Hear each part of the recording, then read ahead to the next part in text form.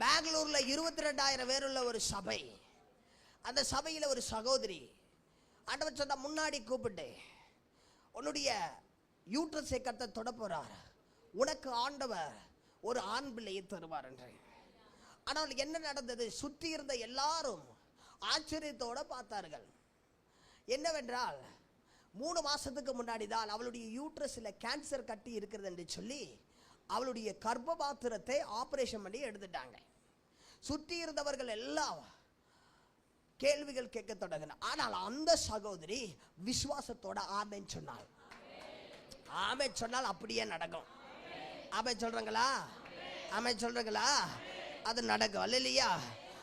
நம்ம ஆளுகள் தெரியுமே, கொஞ்சம் நியூஸ் கிடைச்சாலும் ஊதி ஊதி பெருசாகிடுவாங்க. நியூஸ் ஒன்று தும்மதான் செஞ்சிருப்போம். திடீர்னு அமெரிக்காலேருந்து ஃபோன் பண்ணோம், தும்புனுங்களாமல பாஸ்டர் சோத்திர ஆமாவா இல்லையா? நம்ம ஆமே ஆளுகளை மாதிரி நியூஸ் இங்கேருந்து அப்படியே ஃபோன், இப்போ ஃபோனு வேற வந்திருக்கு, அப்படியே பறந்துடும். நான் சொல்கிறேன், மറ്റുள்ளவங்க ட்ராக்கை நம்ம என்றைக்குமே பார்க்கக்கூடாது. நம்ம ட்ராக்கில் நம்ம ஓடிக்கிட்டே இருக்கட்டும். மற்றுள்ளவங்களை இன்னைக்கு வர நீங்கள் மாமே இத்தனை மெசேஜ் கேட்டங்க, யாரை குறித்தாவது பேசுகிறத பார்த்தங்களா? பேச மாட்டேன். ஏன் தெரியுமா? நமக்கு ஒரு ட்ராக் இருக்கு, அதை மட்டும் பார்த்தா போதும். பக்கத்தில் உள்ளவங்களை கருத்தரை பார்த்துக்கிடுவா. ஏன்னா நம்ம லக்கு, நம்ம தரிசனம் தான் நமக்கு முக்கியம். நம்ம ஓட்டத்தை கரெக்டாக ஓடி முடிச்சாலே போதும், அதனுடைய கிரீடத்தை கருத்தை தருவா.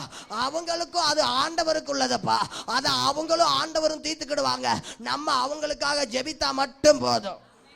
அல்லேலூயா, சோத்திரம் சொல்லுங்க. அவன் விமர்சிக்க தொடங்கினாங்க, அந்த தீர்க்கதரிசி கள்ள தீர்க்கதரிசி அப்படி எப்படி. ஆனா அவள் விசுவாசத்தோட ஆமென் சொன்னாள். ஒரு நாள் ராத்திரி அவளுடைய வயிற்றில, இது என்னுடைய வாழ்க்கையில் நடந்த சாட்சியில என்னுடைய நண்பருடைய வாழ்க்கையில் நடந்த ஒரு சாட்சி. அவன் ஒரு பாஸ்டர் போதகர்.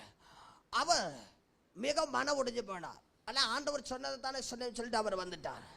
ஆனால் அந்த சகோதரி விசுவாசத்தோடு ஜெபித்தாள். ஒரு நாள் ஒரு 3 மாசம் கழிவு திடீரென்று அவருடைய வயிற்றில் வயிறு வேதனை வந்தது.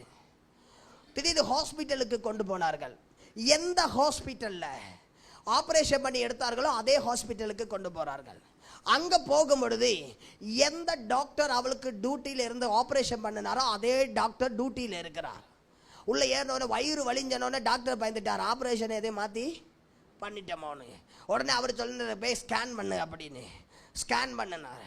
ஸ்கேன் பண்ண போகும்பொழுது உள்ள போகும் வயிற்றில் துடிக்கிறார். திருப்பி வரும்போது வயிறு வலி இல்லை. ஸ்கேன் பண்ணி ரிப்போர்ட்டை கொண்டு வந்து கொடுத்தார்கள். டாக்டர் பார்த்தோன்னே கீழே போட்டுட்டார். கை காலெல்லாம் நடுக்க தொடங்கிட்டு மறுபடியும் தள்ளா இருக்குன்னு மறுபடியும் கண்ணாடி போட்டு பார்க்குறார். மறுபடியும் கையிலேருந்து கீழே விழுந்துட்டு டாக்டர் கையில் பெப்பரால படுறதை பார்த்து கூட இருக்க என்ன நடந்துச்சு, என்ன டாக்டர் என்ன ஆச்சு அப்படின்னு சொல்லி கேட்ட உடனே அவர் இப்படியா சொல்றா, இட் இஸ் இம்பாசிபிள், இந்த மெடிக்கல் மிராக்கல். என்னப்பா அப்படி சொல்லி கேட்ட உடனே இவளுடைய வயிற்றில் ஒரு 14 வயதுள்ள பிள்ளைக்கு எப்படி ஒரு ஃப்ரெஷ்ஷான யூட்ரஸ் இருக்குமோ அதே போல ஒரு கர்ப்பபாத்திரம் உருவாகி இருக்கிறது. இன்னைக்கு நான் சொல்றேனே, சூழ்நிலையை பார்த்து நீங்க ஆமே சொல்லக்கூடாது. சூழ்நிலை இல்லாத இடத்துல ஆமே சொல்ல தயாராகிறீங்களா? கர்த்தர் நடத்துவாரப்பா, அதை செய்வா. இன்னைக்கு அது சம்பவிக்க போகுது. இன்னைக்கு அது சம்பவிக்க போகுது. இன்னைக்கு அது சம்பவிக்க போகுது. சில ஃப்ரெஷ்ஷான யூட்ரஸ்களை ஆன்லைன்ல பார்த்துக்கிட்டு இருக்க சில பேருக்கு கர்த்தர் தர போகிறா. சில விடுதலைகள் நடக்க போகுது. குழந்தை இல்லாதவர்களுக்கு கர்த்தர் கர்ப்பத்தை திறக்க போகிறா. வீட்டில் இருக்கிற சில பேருக்கு அற்புதம் வெளிப்பட போகுது.